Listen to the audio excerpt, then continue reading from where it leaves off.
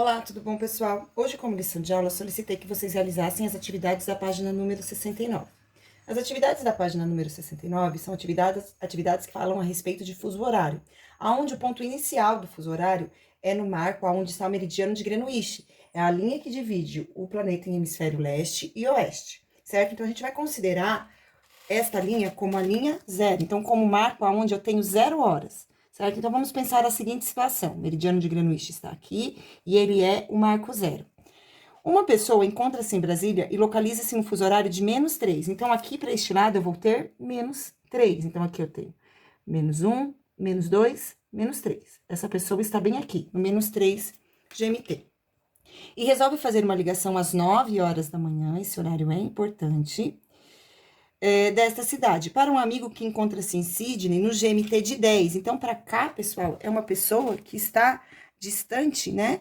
A 10 pontinhos do eixo de origem, que vem parar bem aqui, se for fazer a reta numérica bem certinha. Então, aqui eu tenho esta pessoa, certo? Aqui e aqui. Então, aqui eu tenho o marco 10. A pergunta é: a que horas no horário de Sydney o amigo atenderá a ligação? Então, veja bem, quantas horas, quantos espaços eu tenho daqui até aqui? Então, eu tenho 1, 2, 3, 4, 5, 6, 7, 8, 9, 10, 11, 12, 13. Portanto, a essas 9 horas aqui, que foi o momento em que ele realizou a ligação, ele estava no GMT -3, certo? Então, eu vou fazer 9 mais 13. Por quê? Porque foi a quantidade de espaço de tempo que passou do -3 até o 10, totalizando assim 22 horas. Portanto, o amigo, né, desta pessoa, recebeu essa ligação às 22 horas. Então, resposta: a pessoa atenderá a ligação às 22 horas. Uma outra forma de realizar esse cálculo sem necessariamente desenhar a reta numérica é vocês calcularem o módulo de -3 mais 10, que aí vocês também vão chegar nesse intervalo de 13 horas, certo? Seguindo agora, exercício número 2. Uma pessoa está em Nova York, localizada no fuso horário de -5 GMT. Então, vamos anotar esse número aqui, -5 GMT. E às 20 horas irá viajar para Los Angeles, que tem um fuso horário de -8 GMT. Considerando o tempo de viagem de 2 horas, ela chegará ao seu destino. Então, primeira coisa, pessoal, nós temos que determinar a diferença do fuso horário, certo? Então, nesse caso aqui, vamos desenhar a reta numérica. Vou fazer uma pequena pausa para fazer a reta numérica. Então, pessoal, o que aconteceu, né? Ela estava aqui, no 5, beleza? No caso, no -5. E quando ela estava aqui, eram 20 horas, certo? Que era o horário, né?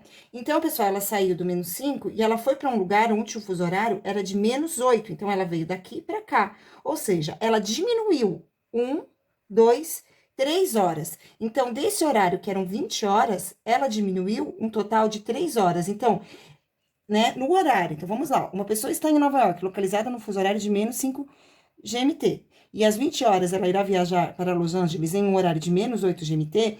Isso significa que na hora que ela saiu para viajar lá em Los Angeles, era igual a 20 horas menos 3 horas. Então, lá em Los Angeles era igual a 17 horas, quando ela saiu para a viagem.